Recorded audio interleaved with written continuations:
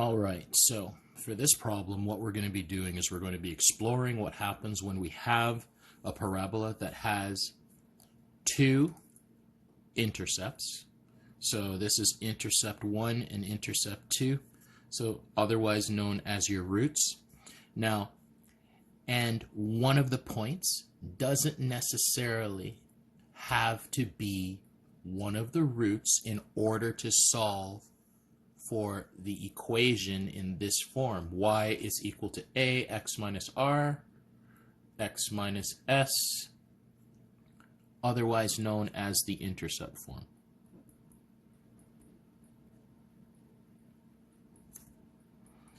Now, here's what I want you to understand. When you're doing this problem, we have to start by identifying the x-intercepts on our graph. In this case, our x-intercepts are x equals -4 for this one, because our x value is -4. And for this portion that crosses the x-axis, its x-intercept is x equals 2. So the key idea is to actually look at those two and make sure that you identify them off the graph. Immediately upon after you've identified those x-intercepts, we have to use it with this equation. So using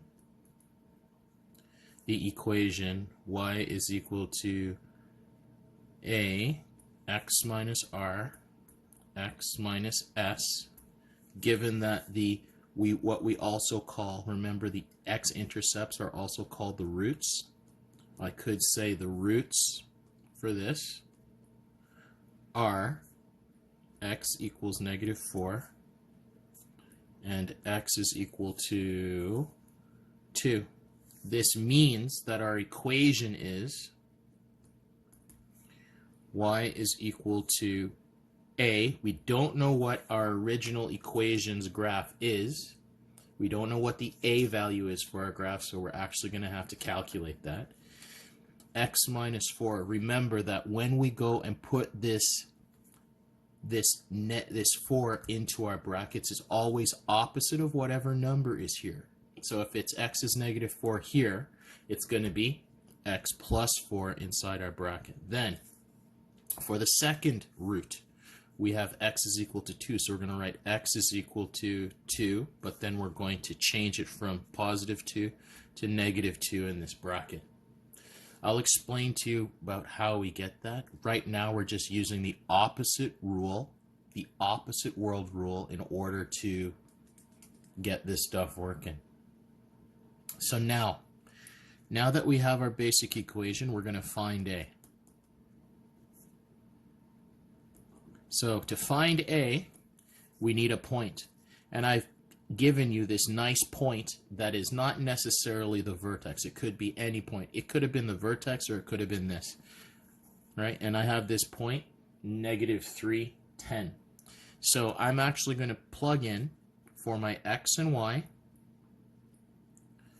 For my curve, we're going to plug in y equals 3 into our equation. Sub xy equals -3, 10 into our equation. And then what that allows us to do is we get something like this. 10 is equal to a, -3, so we got -3 plus 4, and -3 minus 2 substituted in. Now, if this were the vertex, if we had used the vertex here as the point that we used to find our a value using our xy, we would have had the brackets end up being the same when we, almost the same when we get to the next line. Like you would have had like +2 for the solution here and -2 on the other side. But because this is not that type of problem where you have the vertex at the top of the parabola, you're going to get two different numbers. So now you're going to get 10 is equal to a, well, negative 3 plus 4 is 1 times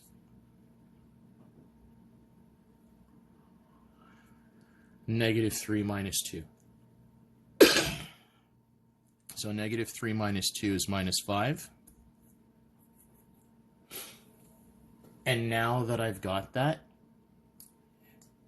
we're going to expand this and put whatever we get for the multiplication of these two things in front of a into the next line. So we're going to get -5a is 10. So now what we have to do is we're going to take a moment and we're literally going to get rid of that 5a, and we're going to divide both sides by -5. And by doing so, you end up with -2 is equal to a. So when we actually find it, you get -a. Now, when you do these problems, you always check. You always kind of look to see if your answer for a is possible. Remember, if our parabola is opening down, we call it a negative graph, which means our a value must be negative. So, does it match? You ask yourself, does it match? And you say, okay, if it's a negative sign, we're good. If not, guess what? We may have made a mistake, so go back and check your work. In this case, we got our a value to work, so we do have a possibility of it working. So that's just using a little bit of number sense to kind of check your work. And then once you know you've got your a value being negative, you just say your final equation. So the equation is y is equal to -2, and we restate what we started at the beginning here. So remember, we started with this basic equation, and all we were looking for was the a value. Now, that equation, we go and solve, so we end up with the following. -2, we got our a value, x plus 4, and x minus 2. And there is our final answer. And we're good to go. All right? So just remember, that's what we're doing when we solve for the a value. All right?